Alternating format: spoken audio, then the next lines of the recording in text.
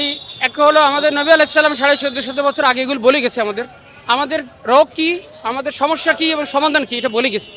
আজকের আমাদের যে দুনিয়ার কোনায় কোনায় মুসলমান যা লাঞ্ছিত অপদস্থ, এটার জন্য অনেকটা আমরা নিজেরা দায়ী। সেটা কি, আজ আমাদের মধ্যে ঐক্য নাই। হ্যাঁ, আজ আমাদের ঐক্য না থাকার কারণে আজকে মুসলমান আমরা বিভিন্ন জায়গায় লাঞ্ছিত ও নির্যাতিত। আজকের আরব বিশ্ব থেকে শুরু করে সারা দুনিয়ায় আজকের আমাদের এই ঐক্যর অভাব হবে। আজকের আমার নির্যাতন লাঞ্ছিত সব জায়গায়। মুসলমান যখন ঐক্য নষ্ট হয়ে যাবে, তখন মুসলমানের লাঞ্ছিত হওয়া এটা স্বাভাবিক।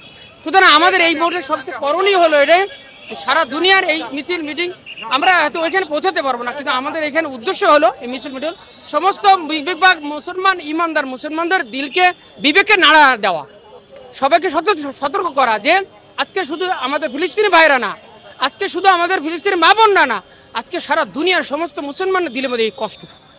সুতরাং এই মুহূর্তে করণীয় হলো যে সবাই ঐক্যবদ্ধ হওয়া, আজকে তাদের বিরুদ্ধে সবাই প্রতিরোধ গড়ে তোলা। যার ভিতরে সামান্য পরিমাণ ইমান আছে, অবশ্যই তার দিলের মধ্যে কষ্ট থাকা চাই। যেহেতু আমাদের নবী রাসূল বলে গেছে সারা দুনিয়ার সমস্ত মুসলমান হলো একটা দেহের মতো। সুতরাং দেহে যদি একটা নখে কষ্ট লাগে, পুরো মাথা সারা দেহে খবর হয়ে যায়। আজকের গাজা একজন ভাই মুসলমান লাঞ্ছিত, আমার মা বোন নির্যাতিত, অপমানিত, লাঞ্ছিত। সুতরাং সারা দুনিয়ার সমস্ত মুসলমানের মধ্যে এটা অনুভূতি থাকার দরকার। আজকের গাজা না, আজকের আমার দিলে এটা কষ্ট হওয়া দরকার, অনুভূত হওয়া দরকার। বিশ্বমানের থার্মিক্স রড, সালাম স্টিল থার্মিক্স, দেশের একমাত্র থার্মিক্স রড। আমাদের যে যেখানে আছে সেখান থেকে অবশ্যই তার প্রতিবাদ করা দরকার। আর এই প্রতিবাদের অর্থ এটা না যে ওইখানে যে যুদ্ধ ঝাঁপিয়ে পড়তে হবে। যে যেখানে আছে তার সেই অবস্থান থেকেই সেখানেই সে প্রতিবাদ করা দরকার। এমনকি বিভিন্নভাবে এই প্রতিবাদ বিভিন্নভাবে হতে পারে, যার যেমন সমর্থন সে অনুযায়ী করবে।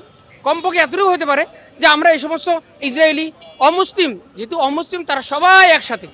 আমাদের নবী সুন্দর একটা উদাহরণ দিয়েছে কি, সারা কিয়ামতের আগে এমন হবে যে সারা দুনিয়ার সমস্ত অমুসলিম হলো একটা প্লাট, তারা একই সাথে।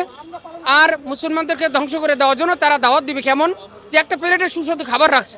এই খাবারকে এমন আমরা যদি বলি ভাই আসো আসো সবাইকে খাবার দেওয়া হবে, অনেক মজার সুস্বাদু খাবার, সবাই আসবে, খেতে আসবে। ঠিক সারা দুনিয়া কিয়ামতের আগ দিয়ে সারা দুনিয়ার সমস্ত অমুসলিমদের একেবারে দাওয়াত দিবে, আসো আসো আমরা মুসলমানদেরকে দুনিয়া থেকে বিদায় করে দিই। তা আজকে সেই দিন চলে আসছে। সুতরাং এখন আমাদের কর্তব্য হলো সবাইকে ঐক্যবদ্ধ থাকা, যে যেখানে আছে সেখান থেকে প্রতিরোধ আন্দোলন গড়ে তোলা।